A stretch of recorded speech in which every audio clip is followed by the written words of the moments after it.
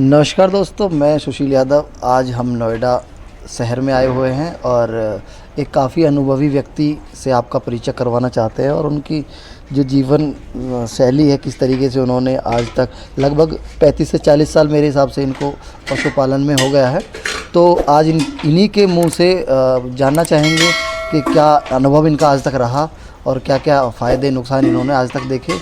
तो सबसे पहले मैं इनसे इनका परिचय नाम सहित शहर सहित जानना चाहूँगा। मेरा नाम मांगेराम यादव, सन ऑफ स्वर्गीय श्री मौजीराम यादव, गांव परथला, खंजरपुर, सेक्टर 122, नोएडा, जिला गौतम बुद्ध नगर। तो मैं जानना चाहता हूँ मांगेराम जी, जैसे आपने बताया नोएडा में आप रहते हैं जी। और अभी हम जब बैठे हुए थे आपने बताया था कि लगभग आपको 35-40 साल से ऊपर हो गए हैं पशुपालन में, क्योंकि बचपन से आप करते ही आ रहे हैं। जी जी जी। तो मेरा जन्म सिद्ध अधिकार रहा है पशुपालन में। जी बिल्कुल, काफ़ी खुशी की बात है और काफ़ी अच्छा लगा हमें ये जानकर कि आज तक भी आप पशुपालन कर रहे हैं और बड़े खुश हैं इसमें। जी जी तो जी। क्या कारण रहा जो आज तक आप इसको छोड़ नहीं पाए और खुश हैं? मैं इस पशुपालन में एक नौकरी पेशे वाले, अब बहुत ज़्यादा पढ़े लिखे तो हम रहे नहीं जी। लेकिन कम पढ़े लिखे हैं, इसलिए पिताजी कम उम्र में ही चले गए जी। और पशुपालन में उसी समय खेती और पशुपालन में लग गए हम जी। और पशुपालन में अब इतना पैसा गाय भैंस के दूध विक्रय करके ही इतना पैसा कमा लेते हैं कि जो नौकरी 30, 35, 40, 50 हज़ार तक की जो पैसा लेते हैं नौकरी करके, उससे भी कुछ अधिक हम इससे पा लेते हैं। इसीलिए इससे हटे नहीं और जगह जगह हम इधर उधर आते जाते नहीं, इसी में ही जो है अपना जीवन व्यतीत अच्छी तरह और अपना सौभाग्य समझते हैं कि हमें गौ माता की सेवा करने को मिल रही है। तो क्या स्टार्टिंग से ही आपको ये इनकम दिखने लगी थी, इनकम होने लगी थी जब आपने शुरुआत करी थी अपने कांधों पे जो आपका इसका ये बोझ आया था? तो स्टार्टिंग से क्या आपको ये इनकम होने लगी थी? इनकम तो स्टार्टिंग से ही थी, लेकिन पहले दूध के रेट कम थे तो कम आमदनी थी, सारे खर्चे ही कम थे।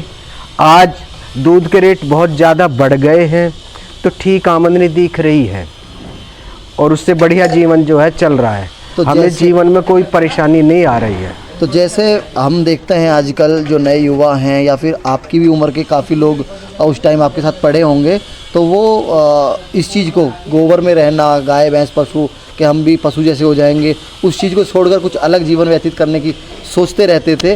तो आपने ऐसा क्यों नहीं सोचा? क्यों आप पशुपालन में ही रह गए और क्यों इनको ही बढ़ावा दिया आपने? मेरी अपनी सोच जी।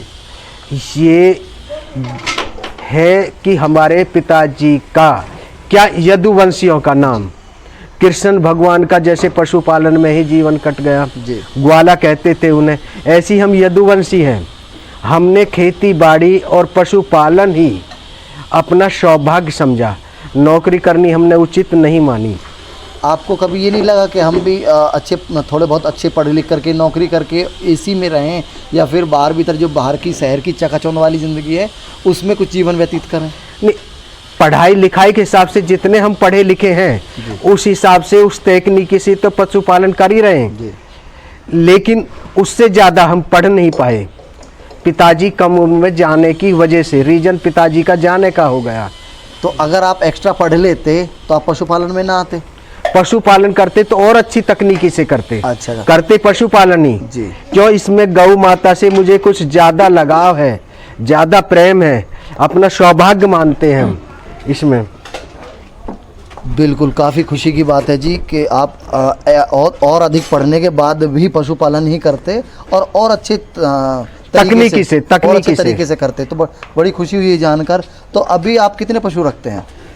मेरे पास इस समय लगभग 16-17 पशु तैयार हैं। अच्छा जी।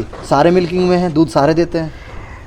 नहीं, सारे तो किसी भाई के पास भी नहीं देते। अच्छा। कहीं भी नहीं देते, लेकिन कुछ उसमें जो है गर्भवती होती हैं, कुछ कम दूध वाली होती है, कुछ ज़्यादा दूध वाली होती है, कुछ दूध से बंद वाली होती हैं जी। तो सभी तरह के जो है पशु रहते हैं। कुछ उनके छोटे छोटे बच्चे भी होते हैं। जी बिल्कुल। तो सारे तो नहीं कह सकते। तो जैसे कुछ पशु मिल्किंग में होते हैं, कुछ पशु जो अभी दूध नहीं दे रहे हैं, बच्चे जो छोटे हैं वो एक्स्ट्रा खर्चा कर लेते हैं, तो वहाँ सारा कुछ कर करके बेनिफिट निकल जाता है। हाँ, अच्छा, बहुत अच्छा, बहुत अच्छा। एक हेल्पर से भी दुगना तिगना चौगुना मान लीजिए। जी जो हेल्पर हैं लोग, उनसे दुगना तिगना चौगुना पैसा जो इसमें हम बचा लेते हैं। जी। तो एक पशु के हिसाब से अगर देखा जाए तो कितना खर्चा एक पशु पे आ जाता है खिलाने में एक महीने का? अच्छा, एक पशु पे लगभग मान लीजिए अधिक से अधिक 10,000 11,000 रुपये खिला सकते हैं। और वो पशु हमें कितना दे देता है, कितना हम बेनिफिट उससे कर लेते हैं? वो पशु मान लीजिए कि लगभग 20 से 21,000 22,000 20-21-22,000 जब वो ताज़ा दूध देने वाला होता है। देखिए, टोटल सबका औसत इस तरह नहीं आता। मैंने सारे पशुओं के लिए कहा है, तो ये सारे पशुओं का जब हम टोटल कैलकुलेशन करेंगे तब उस समय जो है कुछ माइनस में ही रहेगा। तो लगभग 5-6 हज़ार रुपये का औसत तो एक पशु पर निकल ही आता है, चाहे वो कितना ही कम दूध दे या ज़्यादा दूध दे। तो कहने का मतलब ये है कि अगर कोई नया व्यक्ति इसको करना चाहे तो किस तरीके से कर सकता है? क्या वो इकट्ठा पैसा लगा के करे या फिर 1-2 पशु से स्टार्ट करे, कैसे करे? मेरी राय तो ये है, किसी का अपना अगर अपना पैसा है, घर का पैसा है जी, तो वो 4-6 पशु से स्टार्ट कर ले।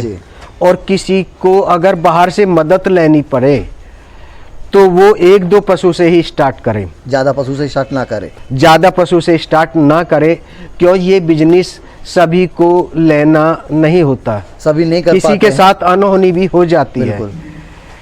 तो आपके साथ भी ऐसा कुछ होता रहता है? नहीं, मेरा तो ऐसा भाग्य नहीं रहा। मेरे साथ तो जीवन में केवल एक गाय ही एक्सपायर हुई है, बाकी सब जो है कुशल मंगल रहे हैं, ठीक रहे हैं, मुझे सफलता मिली है।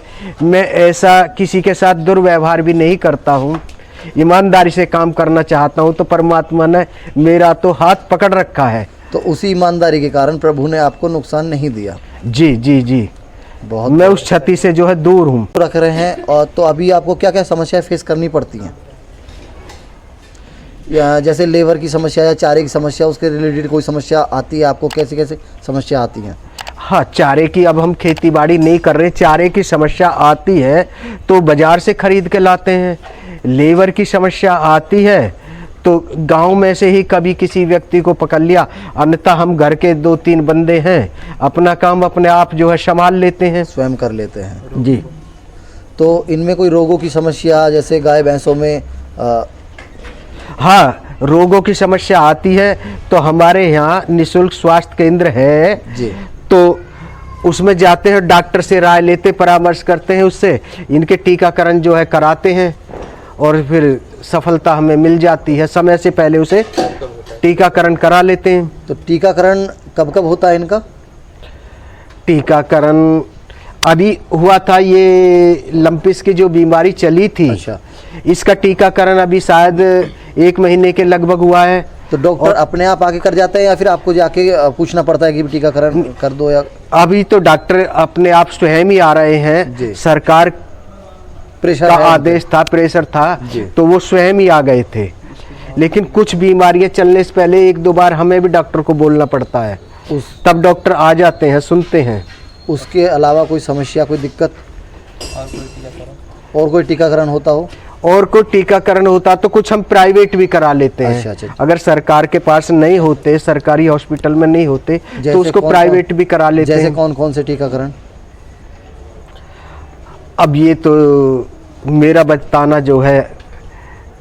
अच्छा, ये जैसे आप उस टाइम पे ही कोई दिक्कत लगती है या फिर डॉक्टर आपसे जैसे मैं ये बताऊं कि गर्भ नहीं रह रहा है, बहुत सी भैंस क्रॉस नहीं हो रही है, गाय क्रॉस नहीं हो रही है, तो उसका तो हम प्राइवेट से ही कराते हैं। और फिर समय समय पर आप सलाह भी लेते रहते हैं, तो सलाह नॉलेज मिलती रहती है। जी जी जी। और बाकी बीमारियों के लिए तो हम टीकाकरण कराते ही रहते हैं, लेकिन जैसे ये मैंने बताया क्रॉस के लिए, तो इसका तो हम प्राइवेट तरीका से ही। अभी आपके पास कितने पशु हैं? इस समय हमारे पास 18-17 पशु। कितना दूध हो जाता होगा पर डे का? पर डे का दूध हमारे पास 55 से 60 लीटर दूध तैयार है। क्या रेट में आप सेल करते हैं? आप इस समय 70 से 75 रुपए दूध बेच रहे हैं। भैंस का? भैंस का और गाय का 70 रुपये, जी। भैंस का 75 रुपये दूध दे रहे हैं। तो कस्टमर आने में कोई समस्या नहीं होती, कस्टमर आराम से मिल जाते हैं? कस्टमर हमें तो कोई तकलीफ आती नहीं दूध बेचने में। हमारे यहाँ तो जो एक बार कस्टमर लग गया वो छोड़ने के लिए तैयार ही नहीं है, और कस्टमर बढ़ते हैं, घटता कोई नहीं। वो आपकी ईमानदारी के ईमानदारी साथ। तो आप सबसे यही कहना चाहेंगे कि जो भी पशुपालन करे, देखिए सब धन के लिए करते हैं, कि कहीं ना- सत्यता अगर ईमानदारी से वो काम करेंगे तो उन्हें हार का मुंह नहीं देखना पड़ेगा, विजय की तरफ वो चलते रहेंगे। जो भी काम करें आप ईमानदारी से करें। जी जी जी, बिल्कुल। बहुत- इसमें दुख और सुख से भी दूर रहेंगे। बहुत बहुत धन्यवाद आपका, आपने हमें इतना समय दिया और इतनी अच्छी जानकारी दी। तो नमस्कार।